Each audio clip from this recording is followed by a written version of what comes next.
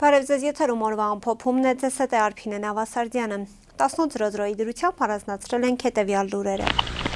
Նիկոլ Փաշինյանը շնորհավորական ուղերձ է հղել Իրանի իսլամական հեղափոխության գերագույն առաջնորդ Մոջբաթա Խամենեիին գերագույն առաջնորդի պաշտոնում ընտրվելու առիթով։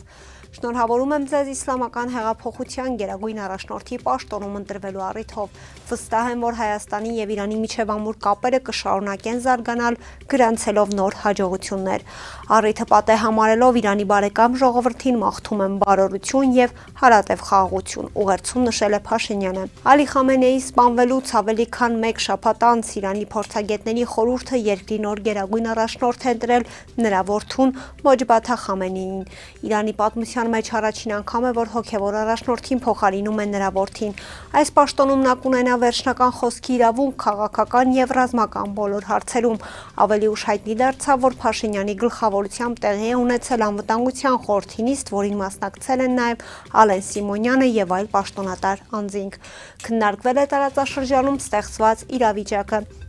Վարչապետին զեկուցվել են ավելի վաղ տրված հանձնարարականների կատարման ընթացքի մանրամասները։ Facebook-ում գրել է Փաշինյանի խոսնակ Նազելի Բաղդասարյանը։ Նշենք, որ Իրանում ռազմական գործողությունների մեկնարկից ի վեր սա անվտանգության խորհրդի 4-րդ նիստն է, վերջինն անցկացվել էր մարտի 5-ին։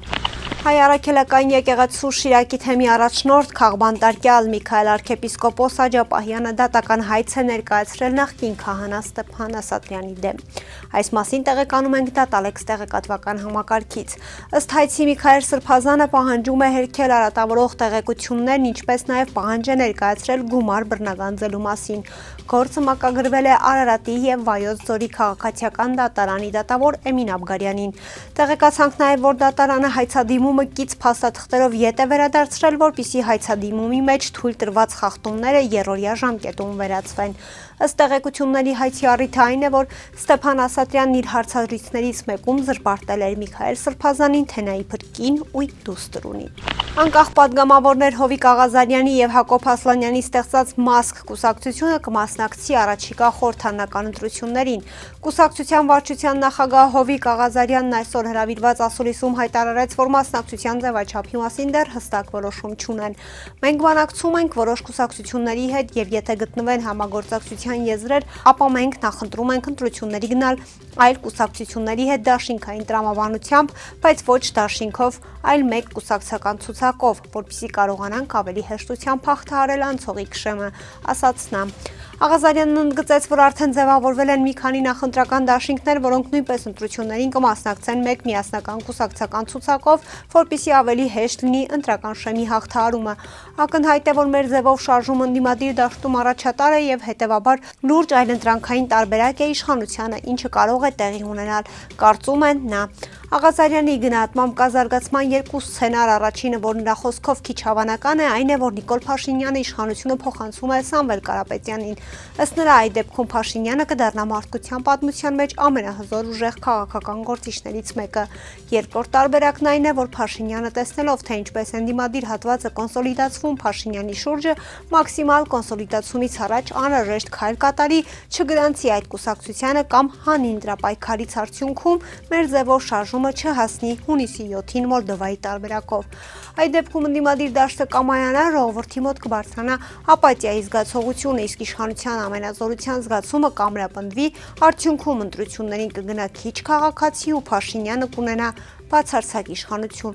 ասաց նա, ընդգծելով, որ իրենք ունեն լուծում, թե սա թույլ չտալու համար ինչ պետք է անել։ Աղազարյանը հրապարակեց նաև մեկ ամիս առաջ իրենց հրապարակած առաջարկ հուշագիրը, որով առաջարկում են ձևավորել ընդդիմադիր միասնական քաղաքական ճակատ, որը իշխանության գալու դեպքում կկառավարի 1 տարի,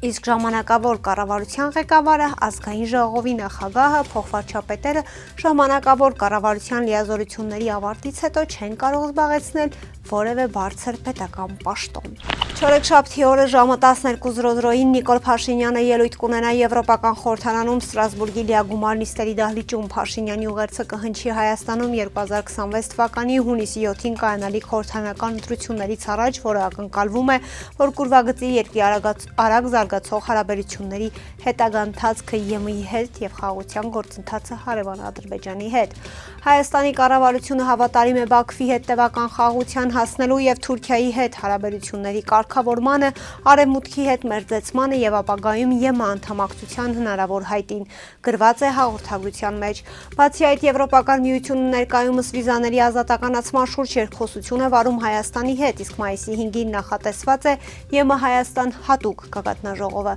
Նշենք, որ սա կլինի Նիկոլ Փաշինյանի երկրորդ ելույթը Եվրոպական խորհրդարանում։ Թուրքիայի ազգային պաշտպանության նախարարությունը հայտնել է, որ ՆԱՏՕ-ի ուժերը որսացել են Իրանից հարձակված բալիստիկ հրթիռ։ Իրանից հարձակված եւ Թուրքիայի օդային տարածք մտած բալիստիկ հրթիռը չեզոքացվել է Արևելյան միջերկրական ծովում տեղակայված ՆԱՏՕ-ի օդային եւ հակահրթիռային պաշտպանության ուժերի կողմից, հաղորդում է CNN-ի թուրքական ծառայությունը։ Հրթիռի որոշ բեկորներ ընկել են այն թափի նահանգի մշակվող հողամասերի վրա, միջադեպի հետևանքով զոհեր կամ վիրավորներ չեն եղել։ Թուրքիան մեծ նշանակություն է տալիս բարիդրացիական հարաբերություններին եւ տարածաշրջանային կայունությանը։ Այնուամենայնիվ մենք կրկին հայտարարում ենք, որ վճռականորեն եւ առանց վարանելու կձեռնարկենք բոլոր անհրաժեշտ միջոցները մեր տարածքին եւ օդային տարածքին ուղղված ցանկացած սպառնալիքի դեմ։ Հիշեցնում ենք, որ այս հարցում Թուրքիայի նախազգուշացումների պահպանումը բոլոր կողմերի շահերից է բխում, հաղորդել է հեռուստալիքը հղում անելով կառավարության հայտարարությանը։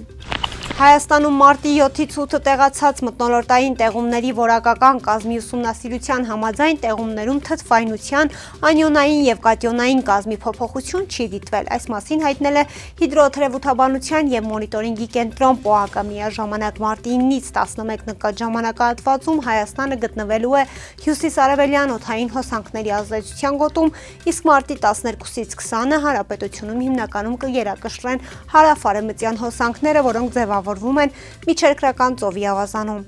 Մթնոլորտային գործընթացների վերլուծությունը ցույց է տալիս, որ առաջիկա օրերին Իրանի տարածքից դեպի Հայաստանի Հանրապետություն օդային հոսանքների ներթափանցում չի կանխատեսվում։ Հարավային ցիկլոնների ներթափանցումը Հայաստանի Հանրապետության տարածք հիմնականում դիտվում է Իրաքի շրջաններից, այլ ոչ թե Իրանից։ Նման ցիկլոնների ներթափանցում մեր տարածաշրջան լինում է խիստ հազվադեպ, ասված է հայտարարությունում։ ՊՕԱԿ-ը նկատել է, որ առաջիկա 10 օրերին Իրանի տարածքում նկատվում է օդային հոսանքների արևմուտք-արևելք տեղաշարժ, այսինքն օդային զանգվածներ Իրանի տարածքից տեղաշարժվում են դեպի Թուրքմեստան։ Հիշեցնենք, որ իրանական նավթապահեստարաններին ԱՄՆ-ի եւ Իսրայելի վերջերս հասցրած հարվածներից հետո մասնագետները զգուշացրել են թթվային անձրևների վտանգի մասին։ Ավելի ուշ Իրանի Իսլամական Հանրապետության մի շարք շրջաններում արձանագրվել է անսովոր երևույթ, անձրևի ժամանակ ավտոմեքենաների հագուստի եւ բաց մակերեսների վրա նստել են մուգ կաթիլներ։